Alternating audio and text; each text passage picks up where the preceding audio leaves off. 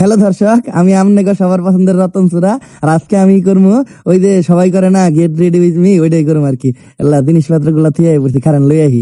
চুরি করতে যাওয়ার আগে ব্যাকের আগে আমি দাঁত মাজি বিদ্যুৎ দাঁতের মাজন দিয়া এই যে আমনে করে দেখাই দিতাছি। এই দাঁতের মাজনটা আমি চুরি করছিলাম এক মহিলার বাসার থেকে। দাঁতের মাজন অল্প একটু হাতের মাঝখানে ঢাইলা নিয়ে, মাঝখানের যে আঙ্গুল, ওই যে বড় লোকেরা মিডিল ফিঙ্গার কয় যেটা, ওইটা ভরাইয়া মুহের লোকে সহবাস করি, যাতে দাঁতটা পরিষ্কার হয়। হাই হাই কথার তালে তালে এটা আমি কি করলাম, দেওয়ালে ফেলাইছি। আম্মাই যদি দেখে আমার মেরে লাইবো, তাড়াতাড়ি মুছি। আপনারাও কিন্তু আমার আম্মার কইেন না।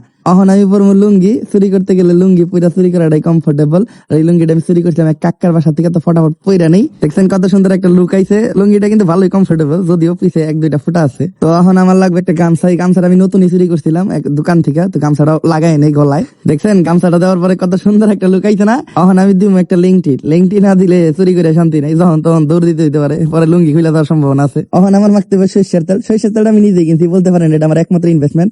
এল্লা তেল পড়ে গেছে, আম্মাই তো আমার মাইরে লইবো, তাড়াতাড়ি তেলটা মুইছানি তারান। তারপরে আমি সারা শরীরে একেবারে ডইলা মুইলা সরিষার তেলটা মাইকে নিমু, কারণ বুঝেন না, চুরি টুরি করতে গেলে যদি ধরাটা খেয়ে যায় গা, দইরা তো 4-5 জনে মিলে আমার না রাখতে পারে।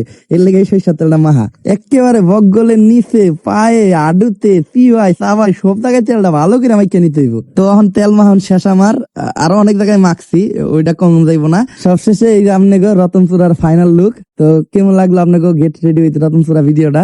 যাই আমি চুরি করতে যাই, আপনারা ভিডিওতে লাইক কমেন্ট শেয়ার করে দিয়েন।